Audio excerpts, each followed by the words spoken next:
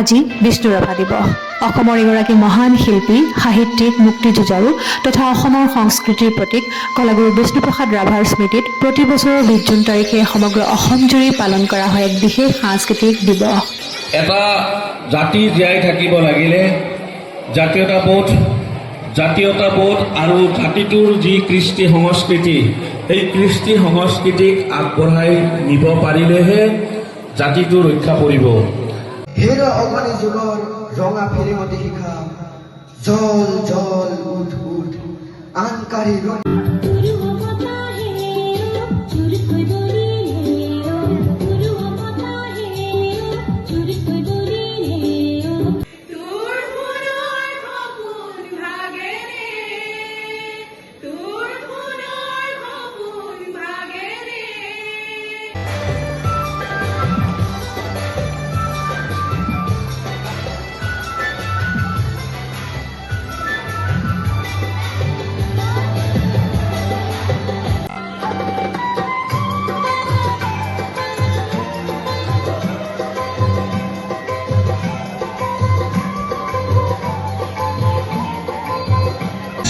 জয়ানাই জয়ানাই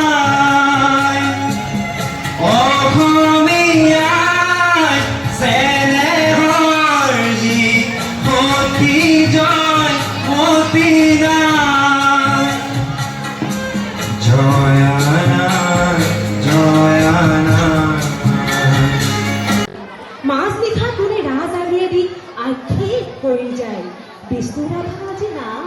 মোৰ জীৱনৰ আকাশতে ইন্দ্ৰধনু গঢ়িম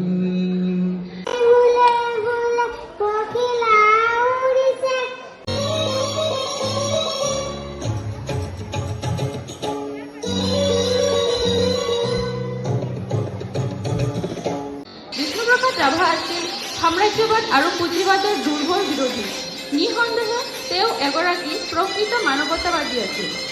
বাংলাদেশৰ ঢাকাত জন্মগ্ৰহণ কৰি তাত ডাঙৰ দীঘল হৈ তেওঁ সমগ্ৰ জীৱন অসম আৰু অসমীয়াৰ বাবে দি থৈ গ'ল। গতিকে